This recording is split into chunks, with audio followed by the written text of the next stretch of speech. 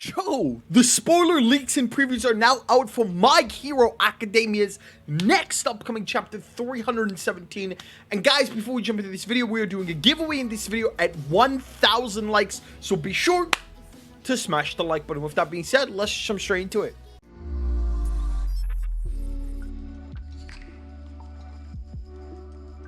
Alright, jumping straight into it. So from the recording of this video, there were currently 2 panels released of My Hero Academia's next upcoming chapter 317.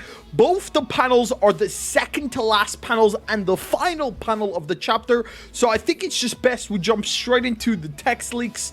We'll talk about the text leaks and then we'll analyze the panel towards the end because, oh my god, the panels are fucking crazy. So with that being said, the title of My Hero Academia chapter 317 is Wounds, Blood, and Mud. Ugh. From a title like that, you just know it's gonna hurt. So the chapter opens up with a full-page illustration of Deku's face.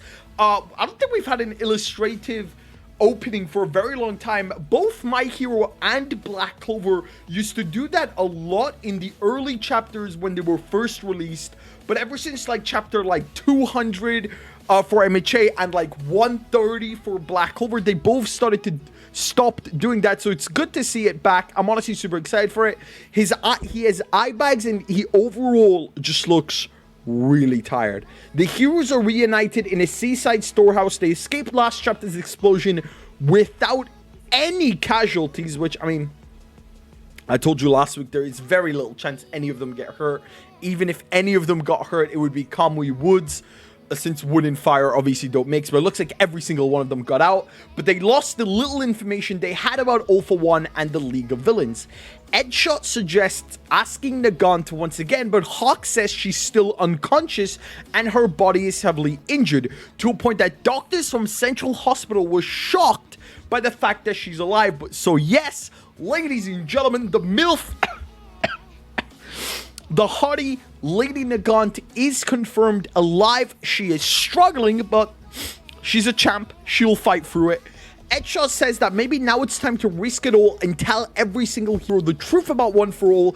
In order to form a giant unified coalition group, they should all focus on giving support to Deku since he's most likely to run into the villains. We then get information about a hero called Death Arms gave up on being a hero yesterday. We then see a flashback of him taking off his hero costume part by part, saying that recently the people's skepticism has increased exponentially. They are still people cheering for the heroes, but one boo will always be stronger than 10 cheers, which, I mean, as a YouTuber, couldn't have said it better myself. As a YouTuber, one hate comment is worse than 10 good comments saying, oh my god, I love this video. Just that one hate comment always ruins it. So I definitely sympathize and understand much more about Death Arms' situation than most people would probably at this point. He ends his speech saying he thought he was a hero, but deep down, he is only human. Damn, a lot of character for a character I've never met in my life. We cut back to the present. They comment that many heroes are giving up, and some of them even contact the media to leak information. So the people are getting closer to finding out about Deku and One For All. If the truth about One For All is revealed to the world right now, all the negativity will be directed into Deku. Mount Lady then asks why All For One hasn't revealed the truth about One For All to everyone yet, and Endeavor concludes that he must have a reason to want to avoid it. That's a really good question. Why hasn't All For One told the world about One For All? He literally, if he was a smart man, which he is, granted, but if he was a smarter man, he would have announced to the world that One For All is a thing. It's dangerous, but he will go away if the people give up Deku.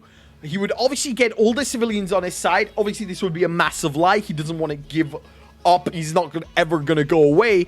But he could use the civilians. He could brainwash them, especially now that the civilians are at their very lowest. So I do expect All For One to reveal to the world about One For All very, very shortly in a news conference.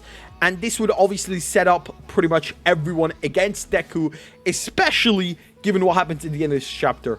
We see a missing call from Shoto on Endeavor's phone and a message telling Enji to call him back. He thinks about their talk in the hospital and asks him to wait a little longer.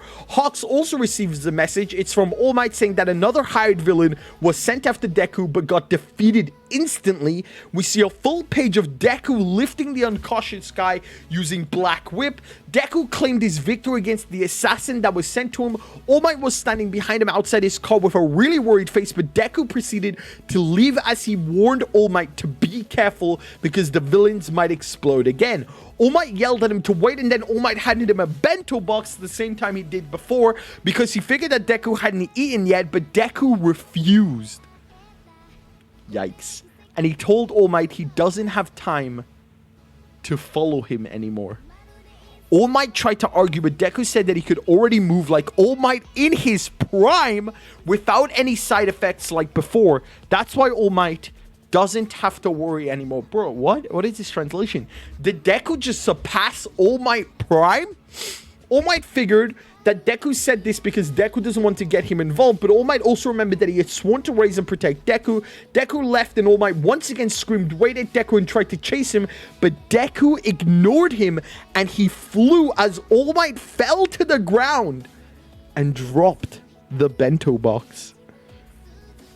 Oh my god, that's just pain. What? All Might thought that he should have told Deku to stop doing your best and you can rest, and as he kneeled in the ground in regret, a panel showed that Stain was listening to their conversation. The next panel showed how the citizens talked about Deku, describing him as someone who would come without a second and has multiple quirks. Other citizens said that multiple quirks sounded all for one and they feared is actually a Nomu, but the others explained that the person saved people, and rumor has it that his body is full of wounds, blood, and mud. Roll credits. The last panel showed Deku looking like a beast with Black Whip coming out of his body, and the citizens' dialogue bubble said, "I heard that he doesn't look like a hero at all." My Hero Academia, chapter 317 end. Jumping into the two panels we do have. One is Deku just obliterating the assassin. The assassin stood absolutely zero chance. Deku has him on a whip. The assassin knocked the fuck out. It's literally over for this man. And then the final villain, Deku walking off, looking like an absolute menace to society. His mask on, his blood like suit, the Black Whip coming out of him, honestly looking a lot like Venom. Horikoshi's offer comment recently is reflected that he really liked Venom. This honestly looks like a panel out of Venom. Deku looks like one evil motherfucker. He is absolutely lost his mentality. Horikoshi's offer comment for this week's Jump issue. I forgot to fix Yamamoto's line in volume 29. It's a tentacle. I'm really sorry. Though with that being said, yo, I'm back. Damn, what an absolute chapter. Holy shit, that Deku panel is fucking insane. Anyway, if you enjoyed this video, don't forget to like, comment, and subscribe. My name is Shmi as always. Peace.